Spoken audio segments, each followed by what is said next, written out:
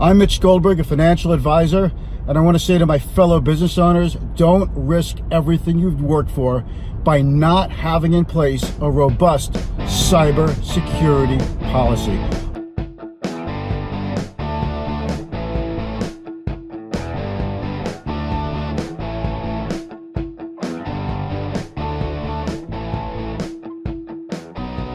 Hello, I'm Mitch Goldberg, and I am joined by Nicole Della Ragione. She is an attorney with the very prestigious and very large Long Island law firm Ruskin, Moscow, and Faltacek, and her specialty is cybersecurity.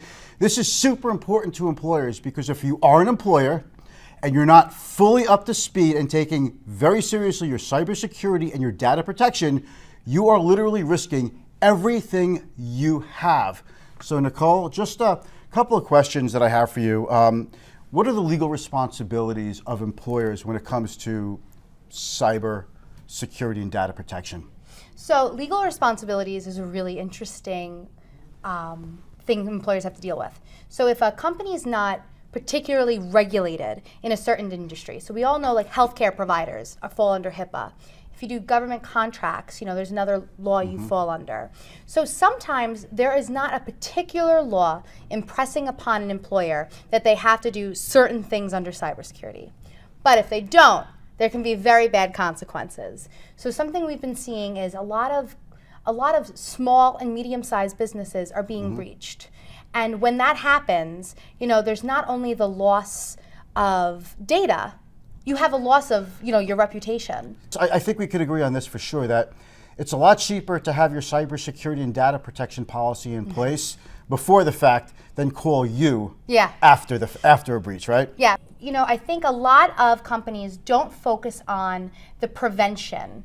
And a lot of them say, well, I don't think it's worth making the investment now. I think what I have is okay, and we'll see what happens. But having proper policies and procedures in place, even having an incident response plan in place. So what if something does happen? Who's your first call? Who in your IT do you call? Having policies like that are good. That's an interesting point because I was recently at a symposium given by your firm, and one of the speakers, a cybersecurity attorney expert, said, ask everybody, who do you call when you discover some kind of breach or data theft?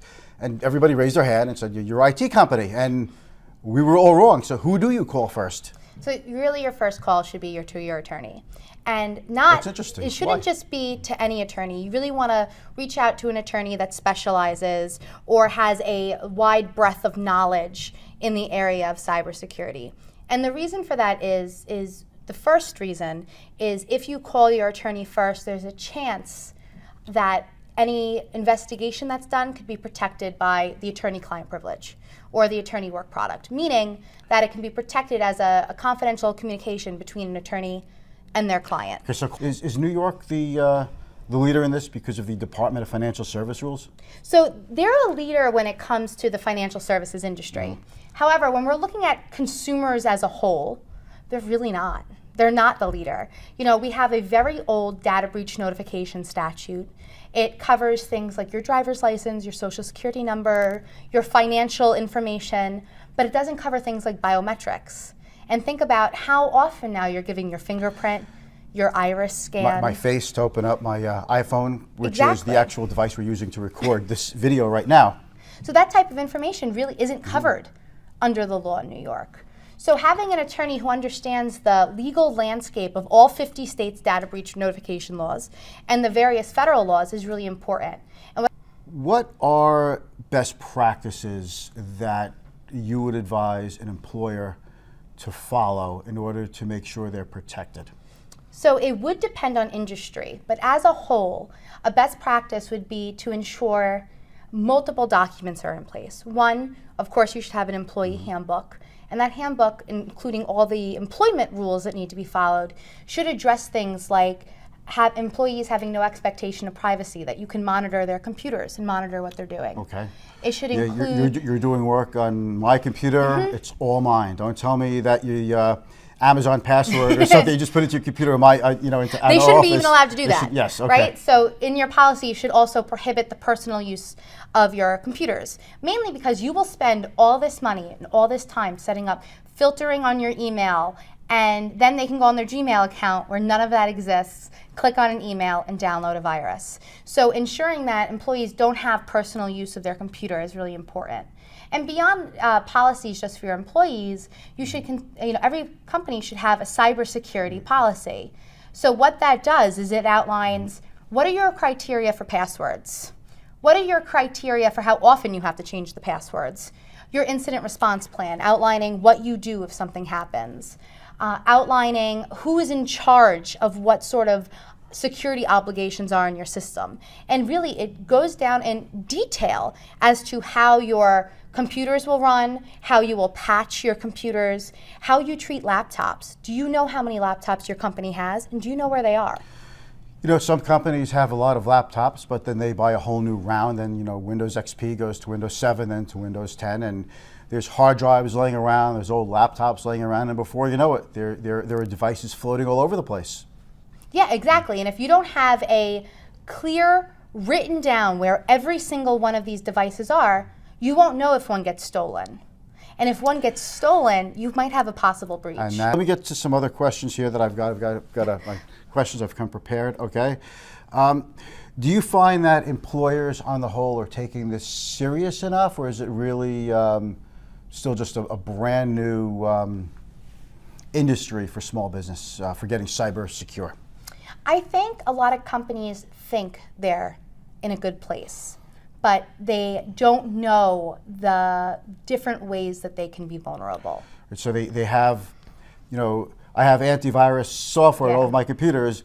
What more could I possibly need? And in the meantime, that is like, that's not even the bare minimum. It's It's out of date. It's out of date. It's kind of a joke, actually. It's a free software. We got it from Dell when we bought our computers. Exactly. It came preloaded. Yeah, they are not. Some people don't even have firewalls. They think they have firewalls, but there actually aren't firewalls in place.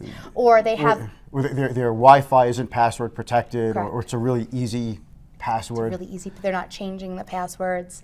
There's a lot of things that can affect a business that they don't know about until they do proper testing. So companies really should be going out and having someone assess their systems. What about testing and training the employees? Yeah, training employees is really important, especially when we're looking at some things like phishing. And that's what we all, it used to be somebody from foreign country emailing you and saying, we have $10 million for you. And people actually, but the thing is it's not always like that anymore. Some of them are very good. Well, phishing could be you get an email from Chase. It looks like the real thing. It looks just like a regular Chase email. You click on it, an attachment or a link, nothing happens. I'll just delete it. That's the end of it. Meantime, by clicking on it, you've already let the bad guys in. You've already let the virus in, and they could follow your keystrokes and your passwords and get into your corporation, the company you work for, into their system. And beyond that, what we really see is popular is, people will, if they're already in your system, they'll sit on your system and they can learn how you talk, learn how you email, who's in charge of what, and then you'll have someone in accounting receive an email saying, please wire transfer $300,000 to this account, signed CEO. And they know, okay, the CEO usually tells me to email, I'll just take care of it. And generally speaking, the firms, there are certain kinds of firms that you recommend to your clients? On the tech side? Yes. Yeah, we have certain vendors that we've used that we know produce good reports, actually know how to do the forensic work that's necessary. However, we're always looking for different vendors to work with. There's no sort of exclusive arrangement. I'm sure with your current vendors are really excited to hear you say that, by the way. No, but it's good though, because a lot of our vendors also have their own clients. Like they do MIS work. So inherently in a breach, they can't do it themselves. So they're turning to the attorneys they work with to find other trustworthy vendors to work with. And it's not even just beyond the legal ramifications of a breach, right? The Attorney General coming in doing investigation, a different regulator coming in doing investigation. It's the loss of customers after a breach, which can be devastating to a business. And if they're the ones doing the type of testing, a lot of times they're not the one picking up the work after the testing. They'll recommend it to someone else. So we really are seeing in the cybersecurity world, even on the tech side, that a lot of these different companies are working together. And because they all really focus a lot of times on specialized areas. So it is important, because there are a lot of companies out there, that you're working with a company that really focuses on the cybersecurity world. You don't really want to work with someone who dabbles in it. And there are a lot of companies out there who may dabble in it and don't have that focus. They know just enough to hurt you when you need a good defense. Yeah, exactly. Okay. What's the best way for people to reach you? So we're always available via email or through our website. They can also call me. My number is 516-663-6687. Your email address? I do have a difficult last name. You have three names. You have, yeah. But it is NDELLARAGIONE@rmfpc.com. Okay, don't worry. I'm going to have this splashed all over the video. So by the Sometimes time we it's get easier. to this, Just go to rmfpc.com and type in Nicole. I am currently the only Nicole.